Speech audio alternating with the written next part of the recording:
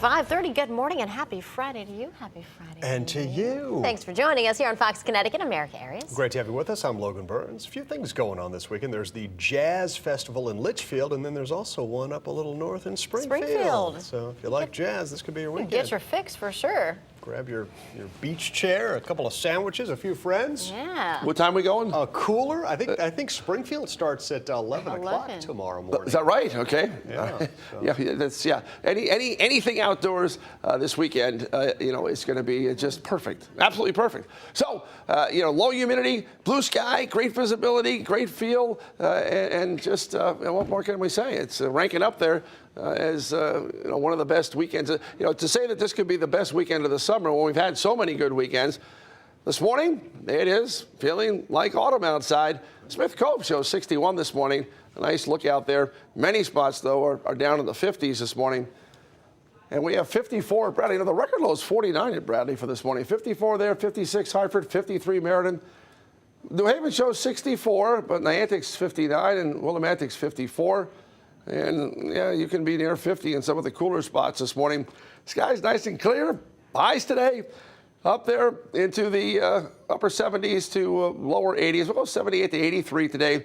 Of course, the beaches with the northwest wind, you're right up there into the 80s, low 80s this afternoon as well. So just a fantastic day. Now, you will notice this afternoon, the atmosphere aloft is very chilly. You're going to notice some clouds are going to mix in. So don't be surprised if all of a sudden you lose the sun a little bit this afternoon. That can happen just because it's a little unstable aloft, most certainly. But most of you should stay dry. And the sun coming up at 5:51, down at 8:01, a half an hour of daylight lost in the evening now. Great day. Great weekend. How about next week? If you have it off, we'll take a look at the full Fox 70 forecast in a few minutes. 5:32 out to the roads on a Friday morning. How we doing? Well, we still have these two crashes that are pretty active. Southbound side of I-95 over the Gold Star Bridge. Right lane remains closed there. The northbound side seems to be moving okay. Construction has wrapped up through this area. And then we hit the brakes as you're getting down into Stratford with this collision down by 31. The right lane's closed. The delays are building into Milford. Fire department was called to the scene. There was a fuel spill on the roadway. So this one is a little bit more involved. Right lane is also closed with this accident. If you can, you may want to scoot over, take the Milford connector there and hop on Route 15 southbound just to avoid this and the delay that you're bound to sit in down through Stratford heading into Bridgeport. But traffic south of Bridgeport, very light. Most of the road work there has wrapped up already. Take a look outside. We're fine getting into Windsor. This is out by 35 A and B. Traffic north and south looking good. That's the Sleepy's, the Mattress Professionals traffic report, guys. Over to you. Rachel, thanks. A state trooper is recovering from serious injuries in Hartford right now after being hit while he was helping a driver on the highway. Fox Connecticut's Crystal Hall is joining us live outside Hartford Hospital this morning with all the details. Good morning, Crystal.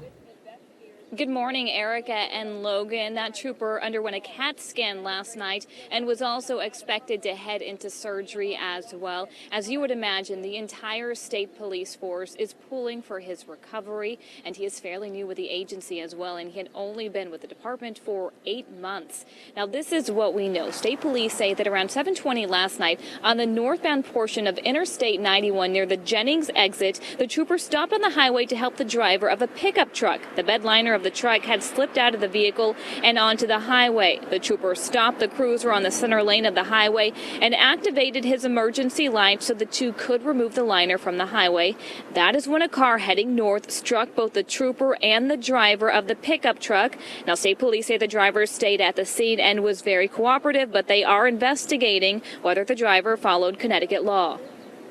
It's a law in the state of Connecticut, which simply is when you come up on any type of emergency scene on the road or highways of Connecticut, the first thing that you do is slow down. The second thing you do is move over from where that scene is.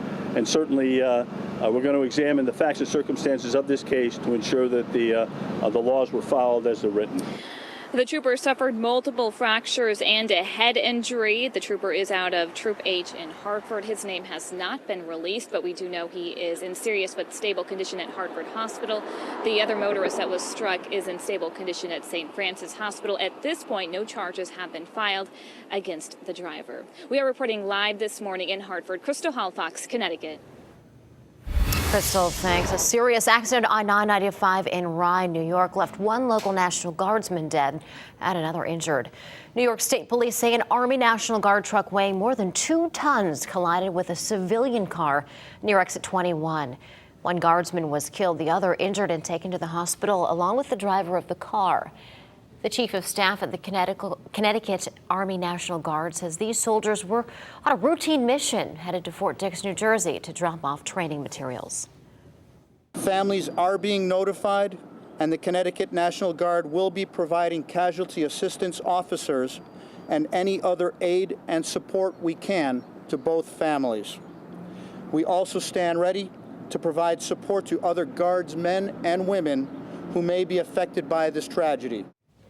Guard officials are unsure the status of the second soldier injured in the crash right now. They say that all military vehicle drivers have at least 80 hours of training. Governor Dana Malloy has also directed all flags to remain at half staff. The Plymouth School District is dealing with some controversy this morning. Allegations of financial misconduct on the part of the superintendent in her last job. Yeah, she's been suspended with pay as the investigation continues. Fox Connecticut's Mike Magnoli is live in Hebron now with much more on this. Good morning, Mike. Good morning, Erica and Logan. The superintendent for the Plymouth school system turned herself in here at State Police Barracks in Colchester. Eleanor Cruz is her name, and the reason that she is in hot water is because of a credit card that she was issued when she was the superintendent back in Hebron.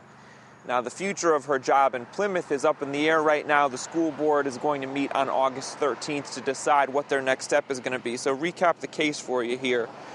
When she had that credit card from the Hebron School District, it was supposed to be for emergencies only, but the town thought that some of her purchases were questionable, and they were looking for her to pay back more than $6,000.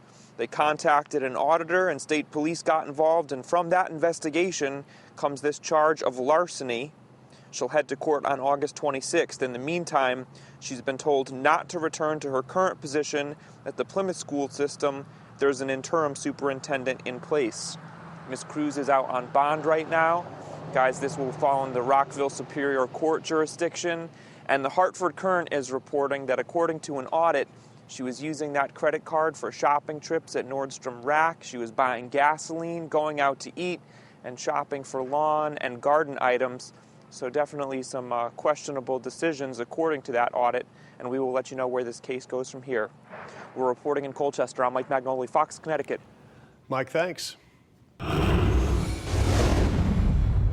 The cousin of Aaron Hernandez, also wrapped up in legal problems, plans to ask the judge for leniency next week. Tanya Singleton says that she is dying of breast cancer that was in remission but has since returned and spread. Singleton from Bristol initially pled not guilty to criminal contempt for refusing to testify before a grand jury investigating Hernandez. Her lawyer says she now plans to change that plea to guilty next week. He will ask the judge to give her credit for the 196 days she has already spent in jail and proposes home confinement. Hernandez is being charged with a 2013 murder of Odin Lloyd and a 2012 double homicide in South Boston. Governor Dana Malloy will be stopping by Litchfield today. He will be touring the Connecticut Junior Republic. That's an organization dedicated to helping at-risk special needs and troubled youths. The governor will be there at about 1:15 this afternoon. 5:39 coming up next here on the Fox Connecticut Morning News. Nigeria has declared a health emergency as cases of Ebola have popped up in Africa's most populous country. We have an update on the epidemic for you next. Also, the controversy over the proposed New Britain Costco continues. The proposal moved ahead with a new milestone last night, and we'll tell you exactly what happened coming up.